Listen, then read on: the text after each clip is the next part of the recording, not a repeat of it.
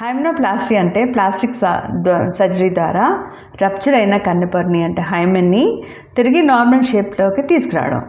అసలు హైమెన్ ఎలా ఉంటుంది? అర్ధచంద్రాకారంలో ఉంటుంది, పల్చటి ఉల్లి పొరలాగా ఉంటుంది. అది ఉంటేనే వర్జిన్ అని అర్థం కాదు.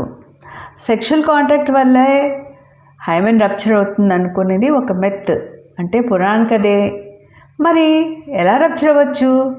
డైలీ విగరస్ ఫిజికల్ యాక్టివిటీస్ వల్ల రప్చర్ అవ్వచ్చు, జిమ్నాస్టిక్స్ వల్ల రప్చర్ అవ్వచ్చు, స్టాడల్ ఇంజరీ అంటే హార్డ్ సర్ఫేస్ మీద కాళ్ళు వెడంగా పెట్టి గబుకొని పడితే ఆ ట్రామా వల్ల రప్చర్ అవ్వచ్చు.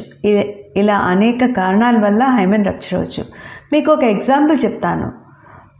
ఒక అమ్మాయి పెళ్ళయి పిల్లలుండి భర్తతో డివోర్స్ అయ్యి తిరిగి మ్యారేజ్ చేసుకోవాలనుకుంటే తను వజైనోప్లాస్టీతో పాటు హైమెనోప్లాస్టీ కూడా కలిపి చేయించుకోవచ్చు.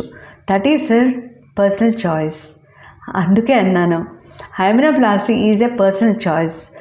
సోషల్ రీజన్స్ అవ్వచ్చు, కల్చరల్ రీజన్స్ అవ్వచ్చు, ఎలాంటి రీజన్స్ అయినా అవ్వచ్చు. Thank you.